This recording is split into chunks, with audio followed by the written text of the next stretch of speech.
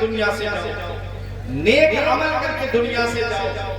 اب ایک واقعہ بتاتا ہوں، اس کے بعد اپنی تقریر کو میں ختم کرتا ہوں۔ آؤ ذرا دیکھو حالات، واقعہ توجہ کے ساتھ میری طرف متوجہ ہو کر کے سنیے گا۔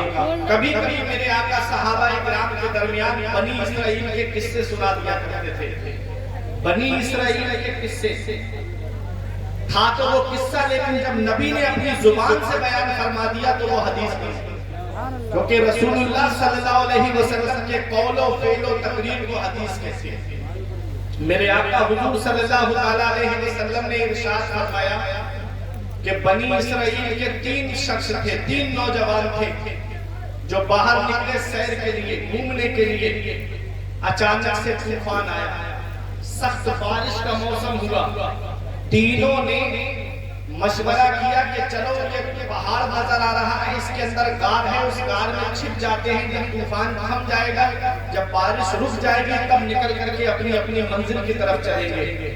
تینوں جیسے ہی غار کے اندر گئے، ایک چٹان ٹوٹی پتھر کی اور وہ غار کے منہ میں آ کر کے رک گئی۔ غار کا دروازہ بند، چٹان اتنی وزنی تھی، اتنی بھاری تھی کہ تینوں نے طاقت لگائی لیکن ہلا نہ پائے۔ اب پریشان ہو گئے، اندر غار کے اندر بند رہے۔ اب ایسی مصیبت میں کون ہے جو ان کے کام آئے؟ تینوں آپس میں بیٹھ کر کے مشورہ کرنے لگے کہ جہاں سارے راستے بند ہو جاتے ہیں وہاں دعا کا راستہ کھلا رہتا ہے، اور جہاں کوئی کسی کے کام نہیں آتا ہے وہاں پروردگار اپنے بندوں کے کام آتا ہے۔ اپنی زندگی میں کوئی اچھے کام کیے ہیں، نیک عمل کیا ہے، تو آج اس کے وسیلے سے دعا کر لو۔ آپ یہاں مجلس میں بیٹھے ہو، یہاں بیٹھنا اپنا رائے کا مت سمجھنا، آپ اللہ کے ولی کے عرس میں آئے ہو، یہ جگہ گواہی دے گی کہ فلاں وقت فلاں ٹائم رات کے 12 بجے ہدایت شاہ ولی کے عرس میں بیٹھ کر کے انہوں نے مولا تیرے اور تیرے محبوب کا ذکر سنا۔ یہ جگہ گواہی دے گی، یہ فرشتے جو دو کاندھے پہ بیٹھے ہیں، یہ فرشتے ہمارے لیے گواہی دیں گے کہ کس نے جلسے میں بیٹھ کر کے واعظ و نصیحت کو سنا ہے۔ میں کرامتیں اگر ولیوں کی بتاؤں تو کافی وقت ہو جائے گا، آپ یوٹیوب پہ سرچ کر سکتے ہو، میرا نام ڈالیں گے۔ میں نے اکثر اولیاء کرام کی شان میں تقریریں کی ہیں، آپ یوٹیوب پہ سن سکتے ہو، لیکن کچھ پیغام پہنچانا چاہتا ہوں نصیحت کا، تاکہ ایک بھائی بھی عمل کر لے تو میرا بیان کرنا کامیاب ہو جائے اور آپ کا یہاں بیٹھنا اور سننا کامیاب ہو جائے۔ تو وہ تینوں شخص غار کے اندر پھنس گئے، پریشان ہیں، کیا کرے؟ کہا کہ اب دعا کرو، اللہ ہی اس مصیبت کو دور فرمائے گا، اللہ ہی ہم کو یہاں سے باہر نکالے گا۔ میرا رب وہی ہے جس نے فرعون کو بادشاہت دی اور جب خدائی کا دعویٰ کیا تو دریا کے اندر ڈبو کر کے مار دیا۔ میرا رب وہی ہے جس نے نمرود کو بادشاہت دی اور جب اس نے خدائی کا دعویٰ کیا تو لنگڑے مچھر سے مروا دیا۔ میرا رب وہی ہے، میرا رب وہی ہے جس نے شداد کو بادشاہت دی اور جب اس نے دنیا میں مصنوعی جنت بنائی تو ایک پیر گھوڑے پہ اور ایک پیر زمین پہ رب نے حکم دیا روح نکال لے، اس کی روح نکالی، سوکھی لکڑی کی طرح زمین پہ گرا۔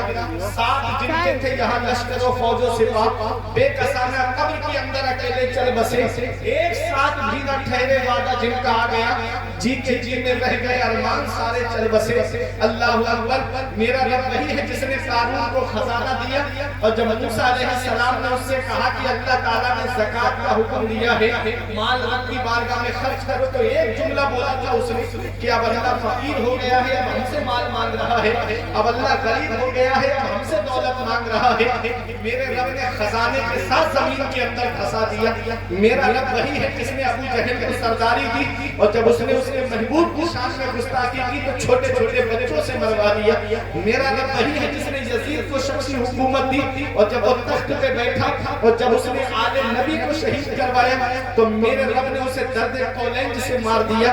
میرا رب وہی ہے، قرآن میرا فرماتا ہے قل اللہم مالک الملک تؤتی الملک من تشاء وتنزع الملک ممن تشاء وتعز من تشاء وتذل من تشاء بیدک الخیر انک علی کل شیء قدیر۔ کہ سارے بادشاہوں کا بادشاہ اللہ ہے، اللہ جسے چاہتا ہے اسے بادشاہ بنا دیتا ہے اور اللہ جس سے چاہتا ہے اسے بادشاہ چھین لیتا ہے، اللہ جسے چاہتا ہے اسے عزت عطا فرماتا ہے، اللہ جسے چاہتا ہے اسے ذلیل کر دیتا ہے۔ سب اللہ کے دستے قدرت میں ہیں۔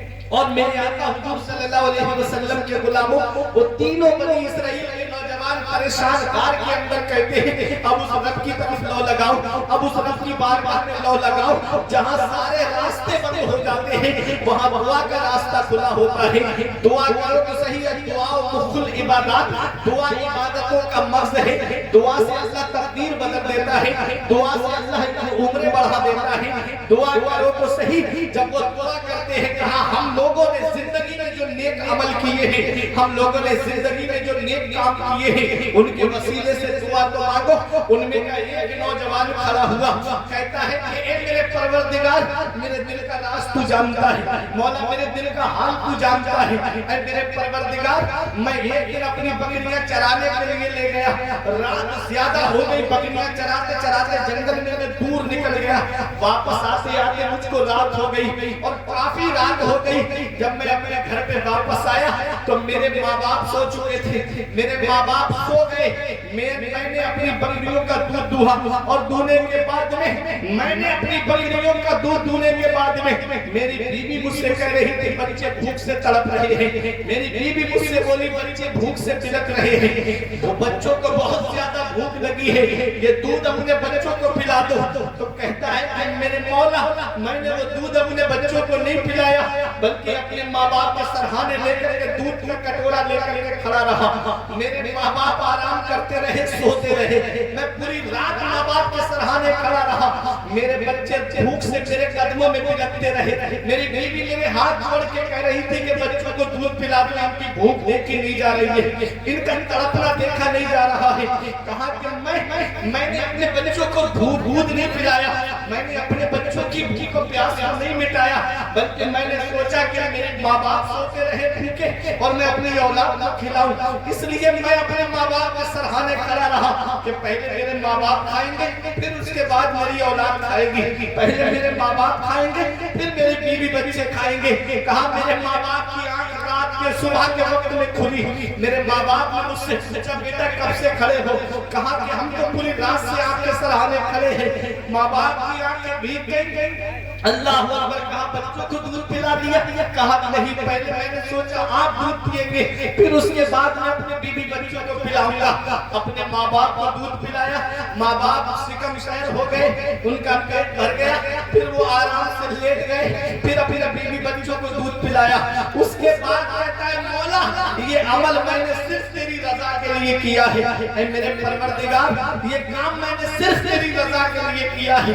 अगर मेरी ये नेकी तेरी बारगाह में कबूल है तो मौला इस पत्थर को हटा दे।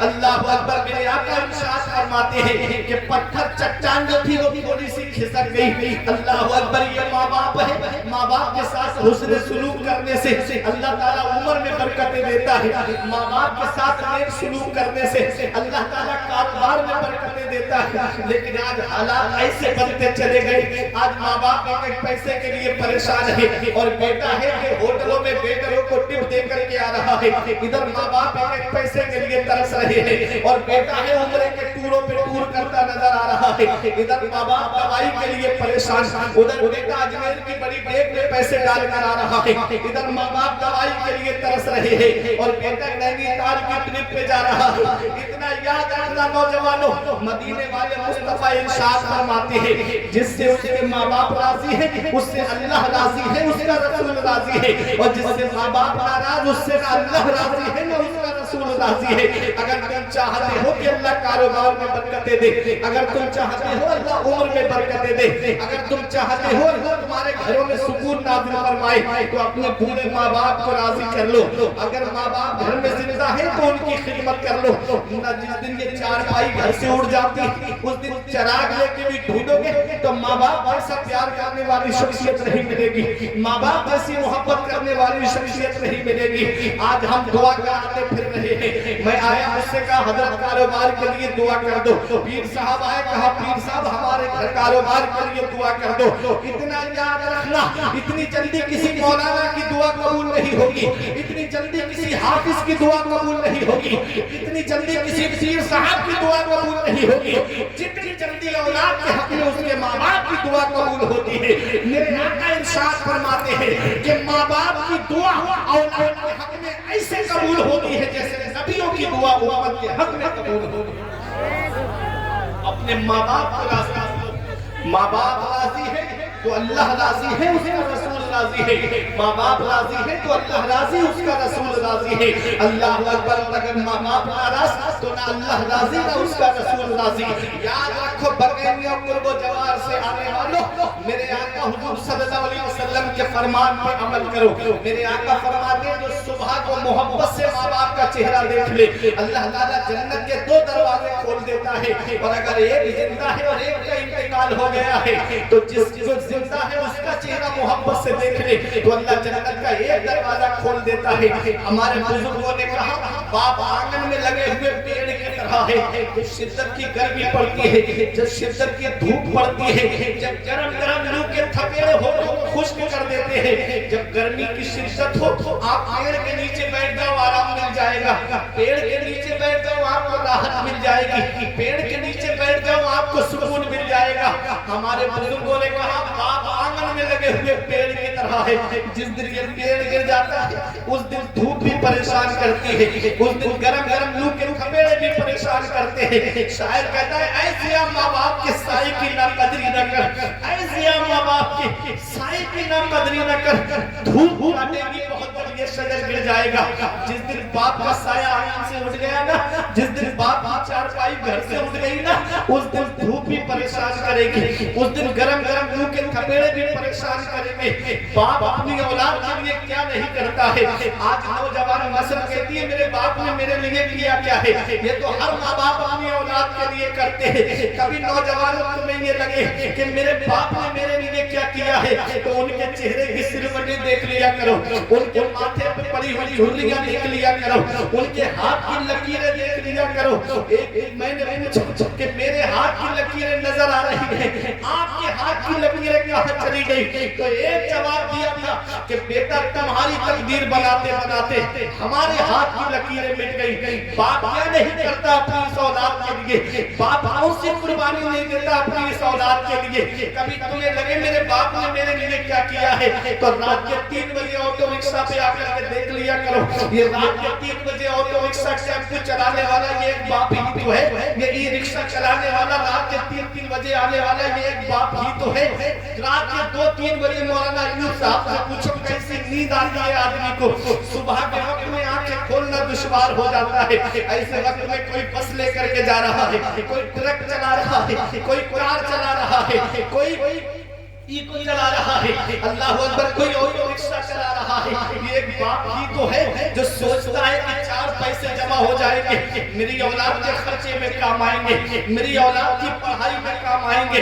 याद रखना नौजवानों, बाप क्या नहीं करता अपनी औलाद के लिए। ये प्रॉपर्टी बना के देने वाला ये एक बाप ही तो है, ये मकान बना के देने वाला एक बाप ही तो है। अगर 3 बेटे हैं तो तीनों को अलग अलग मकान बना के देता है। वो अपने लिए बाप कोई कमरा नहीं बनाता, जानता है ना बुढ़ापे में मेरी औलाद मेरा सहारा बन जाएगी। आज वही औलाद जवान हुई 4 पैसे क्या कमाने लगी, माँ बाप का बिस्तर घर से बाहर कर दिया, माँ बाप तीनों में रह के जिंदगी गुजार रहे, माँ बाप झोपड़ियों में रह करके जिंदगी गुजार रहे। और बेटे के कमरे में एसी भी लगा है, बेटे के कमरे में कूलर भी चल रहा है, जाड़ों में गर्म हीटर का इंतजाम है। कैसे दिन के लिए माँ बाप ने औलाद को जवान किया था, कैसे दिन के लिए माँ बाप ने औलाद को पाला था। हम कौन सा मुंह लेके जाएंगे अपने नबी के सामने, कौन सा चेहरा लेकर जाएंगे महबूब दावर के सामने।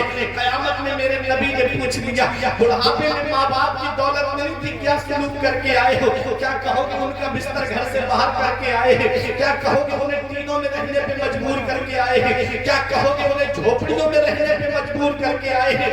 इतना याद रखना, मौलाना रूम फरमाते हैं पहली मोहब्बत है माँ बाप की जो दुनिया में बदला मांगती है। अगर तुम अपने माँ बाप के साथ भलाई करोगे तो तुम्हारी औलाद तुम्हारे साथ भलाई करेगी। अगर तुमने अपने माँ बाप के साथ भलाई नहीं की तो बुढ़ापे में ये उम्मीद लगा के मत बैठना कि तेरी औलाद तेरा सहारा बन जाएगी।